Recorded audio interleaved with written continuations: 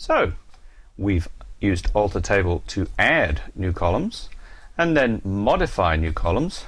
So now let's try renaming and dropping. Back into the syntax in the manuals, and let's go back up to the top of this page again. Let's go down again, column clauses, search down, click on column clauses, and I'm looking for rename. We'll do drop in a minute. Rename's easy. Rename column, old name column to new name. So let's say we want to do alter table venue rename column. This is the exact syntax. Let's say new column 1 to funky column name. Anything you like, really. I mean, don't be ridiculous about it.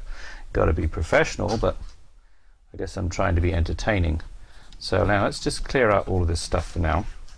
Run this here, run this again, and obviously I can revert back to this type of format to look at my table, and I have the new column name.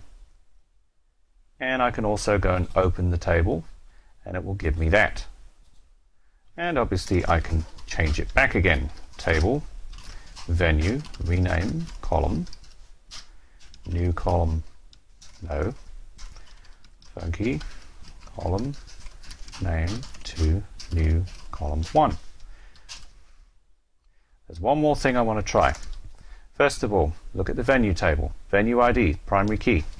Let's see what this does. Alter table, venue, rename, column, venue, ID to test1.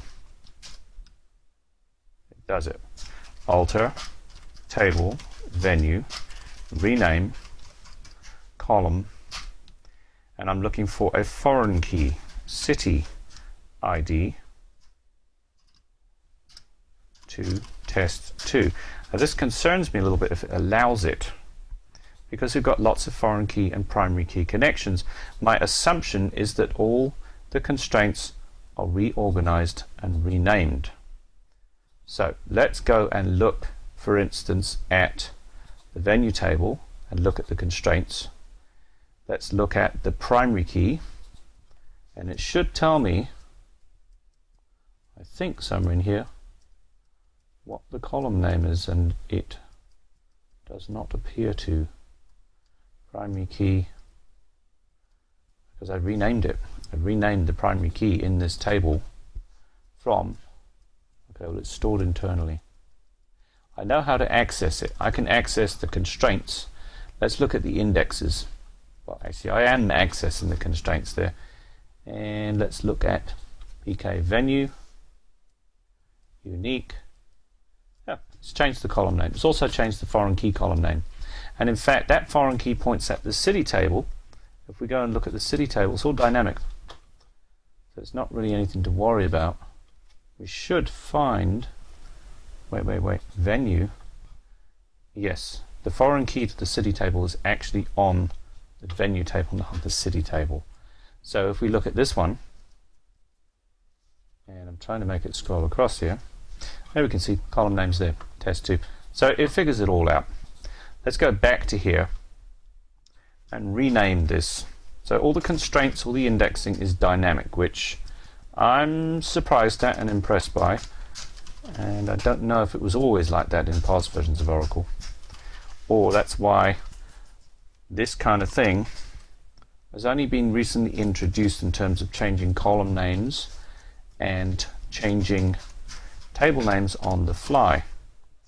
If you think about it, within the metadata, the database is not that complicated. So let's go to here, let's check this out, throw it out. Sometimes it takes a while to react, partly because my network is slow. So let's click on the venue table,